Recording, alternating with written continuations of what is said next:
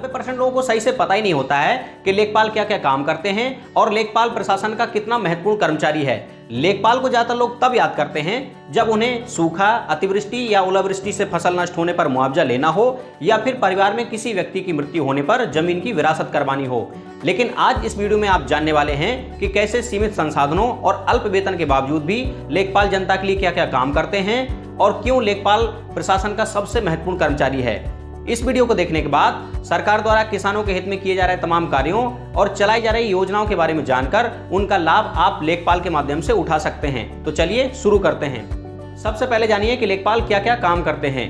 रबी, खरीफ, जायद फसलों की खेतों में जाके पड़ताल करना यानी खसरा तैयार करना, चक्रोड, रास्ता, नाली, तालाब, खलिहान, चारागाह, भीटा, नवीन पड़ती, बंजर, ऊसर आदि सरकारी भूमियों का सीमांकन करना, उन्हें कब्जा होने से बचाना तथा किसी व्यक्ति द्वारा कब्जा कर लेने की स्थिति में उस व्यक्ति को सरकारी भूमि से बेदखल करने के लिए तहसीलदार या एसडीएम कोर्ट में रिपोर्ट करना, गांव के भूमिहीन लोगों को घर बनाने तथा खेती करने के लिए आवास और कृषि भूमि पट्टा फाइल तैयार करना, खतौनी में दर्ज किसी किसान की मृत्यु होने पर उसके विधिक वारसों के नाम वरासत करके नामांतरण करना,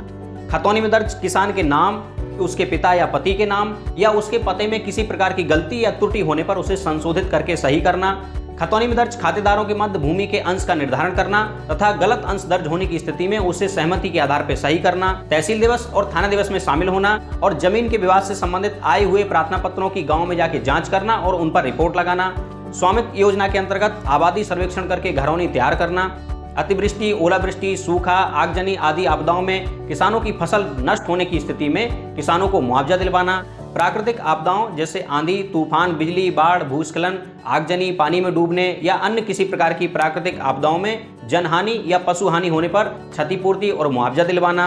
आय, जाति, निवास प्रमाण पत्र, निकट संबंधी, हैसियत प्रमाण पत्र, चरित्र प्रमाण पत्र, ईडब्ल्यूएस प्रमाण पत्र आदि तमाम प्रकार के प्रमाण पत्रों पर रिपोर्ट लगाना, बैनामा, वसीयत, वरासत के माध्यम से भूमि के हस्तांतरण पर रिपोर्ट लगाना, रेलवे, हाईवे, एयरपोर्ट आदि के लिए भूमि के अधिग्रहण होने की स्थिति में जमीन का सीमांकन करना और किसानों के लिए मुआवजे की फाइल तैयार करना, धान, गेहूं, चना, मटर, सरसों, दलहन फसलों की उपज को क्रय केंद्रों पर बेचने के लिए किसानों तथा उनकी उपज का सत्यापन करना, खतौनी में दर्ज जमीन के क्षेत्रफल से जमीन का नक्शा छोटा बना होने की स्थिति में न्यायालय द्वारा आदेश होने पर नक्शे में संशोधन करना, सर्दियों में गरीबों को ठंड से बचाने हेतु कंबलों का वितरण करना तथा अलाव जलवाना, उच्च अधिकारियों के निर्देश, किसानों की आपसी सहमति और न्यायालय के आदेश होने पर किसानों की भूमि का सीमांकन करना, न्यायालय द्वारा आदेश होने पर खातेदारों के मध्य भूमि के बंटवारे के लिए रंगभेदी नक्शा तैयार करना तथा रिपोर्ट तैयार करना, आरक्षित भूमियों को छोड़कर बंजर, ऊसर, नवीन पड़ती आदि पर पुराना कब्जा होने और कब्जा धारक के गरीब और भूमिहीन और पात्र होने की दशा में उत्तर प्रदेश राज्य संहिता 2006 की धारा 67A के अंतर्गत रिपोर्ट लगाना, किसानों के सबसे महत्वपूर्ण जमीनी दस्तावेज खतौनी में चकबंदी बाद किसी प्रकार की पुरानी गलती होने पर उसे दुरुस्त करने हेतु धारा 38 के अंतर्गत रिपोर्ट लगाना, अनजाने में किसी किसान द्वारा आरक्षित भूमि को छोड़कर किसी सरकारी भूमि पर कब्जे के बदले अपनी भूमि की देने की स्थिति में राजस्व संहिता धारा 101 के अंतर्गत विनिमय की रिपोर्ट लगाना,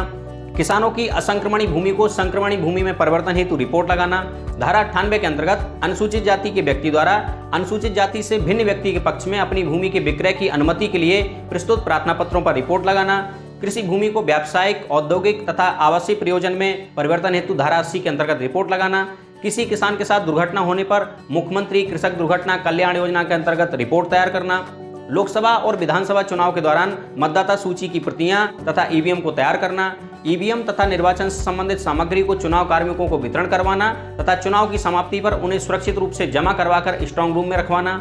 होली, ईद, दुर्गा पूजा, गणेश उत्सव आदि त्योहारों पर ड्यूटी करना, कृषि गणना, जनगणना, पशु गणना आदि में ड्यूटी करना, हर साल अमीनों द्वारा तैयार की जाने वाली वसूली के लिए किसानों की जमाबंदी तैयार करना, विधवा, वृद्धावस्था, दिव्यांग पेंशन हेतु रिपोर्ट लगाना, शस्त्र लाइसेंस बनवाने हेतु रिपोर्ट लगाना, जेल में बंद किसी व्यक्ति की जमानत लेने वाले जमानतदार की भूमि का सत्यापन करके रिपोर्ट लगाना, किसान सम्मान निधि योजना के अंतर्गत लाभार्थियों की भूमि का सत्यापन करना,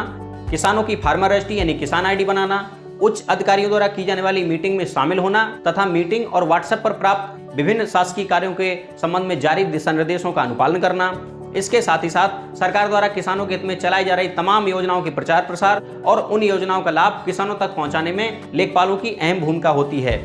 वैसे मैंने यहाँ लेखपालों द्वारा किए जाने वाले प्रमुख कार्यों को संक्षेप में बताया है। यदि लेखपालों के सभी कार्यों को विस्तार से बताने लगूंगा तो वीडियो बहुत लंबी हो जाएगी। लेखपालों की बहुउद्देशीय भूमिका के बारे में चर्चा करते हुए एक बार प्रधानमंत्री श्री नरेंद्र मोदी जी ने यह तक कहा था कि देश को या तो प्रधानमंत्री चला पाता है या पटवारी चला पाता है। अंत में यही कहूंगा कि लेखपाल जनता और शासन के बीच एक बेहद महत्वपूर्ण कड़ी है, जो सर्दी, गर्मी और बरसात की बगैर चिंता किए कई हलकों की जिम्मेदारी होने से काम के बोझ, कम छुट्टियों, अल्प वेतन और सीमित संसाधनों और समय पर प्रमोशन न मिल पाने के बावजूद भी लेखपाल निरंतर किसानों के हित में कार्य करते हैं। तो ऐसे राजस्व योद्धाओं के लिए एक लाइक तो बनता है। वीडियो को शेयर करें सभी लोगों तक, ताकि लोग लेखपालों की तमाम चुनौतियों और संघर्ष के बावजूद उनके द्वारा किए जाने वाले कार्यों को जान सकें। आज के लिए बस इतना ही। जल्द ही मिलते हैं आपसे अगले वीडियो में। तब तक के लिए जय हिंद।